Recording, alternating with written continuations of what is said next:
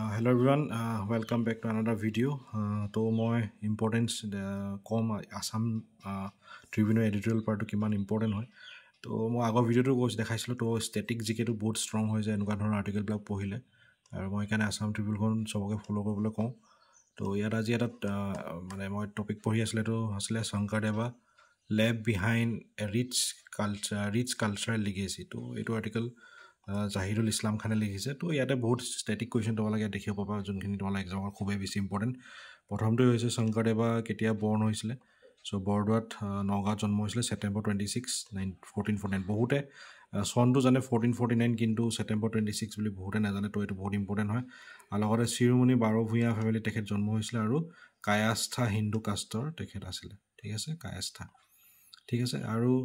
তেখেতে খুব সোনকালে মানে নিজৰ মাক বাপেকক হেৰুৱাই দিছিলে আৰু সেইকাৰণে তেখেতৰ গ্ৰেণ্ড মাদাৰ মানে আইতাকে তেখেতক ডাঙৰ দীঘল কৰিছিলে খেৰচুটি আছিলে আইতাকৰ নাম আৰু 12 বছৰ বয়সতে তেখেতে টোল বা ছত্ৰাশালত কি কৰিছিলে মহেন্দ্ৰ কন্দলীৰ ওচৰত গৈ শিক্ষা গ্ৰহণ কৰিছিলে আৰু তাতে প্ৰথম তেখেতৰ এটা মানে লিটাৰেৰী ৱৰ্ক হৈছে কৰতক কমল তো তেখেতে লিখিছিলে এইটো কুৱেশ্যন আহিছে আসাম পুলিচৰ এক্সামত আহিছিলে মনত আছে মোক আৰু লগতে তেখেতে প্ৰথম কাম এখন উলিয়াইছিলে এইটো হৈছে হৰিশ্চন্দ্ৰ উপাখ্যান তো হৰিশ্চন্দ্ৰ উপাখ্যান কোনে লিখিছিলে আমাৰ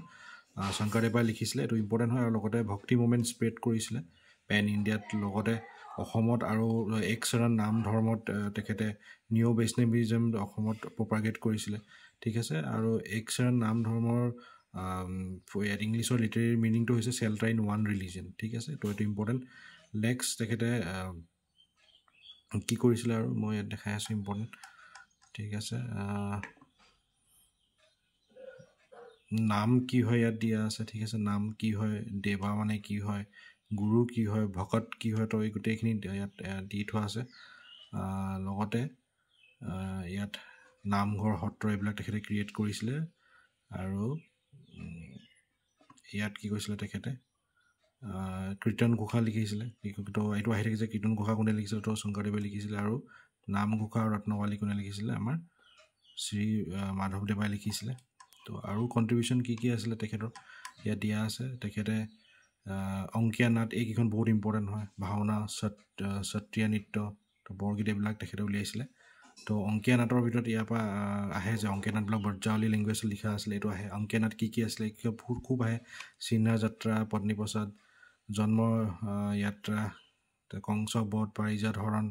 কলীয়া দমন ৰুক্মিণী হৰণ কেলিগোপাল শ্ৰীমন্ত শ্ৰীৰাম বিজয়া তো এইবিলাক বহুত ইম্পৰ্টেণ্ট হয় লগতে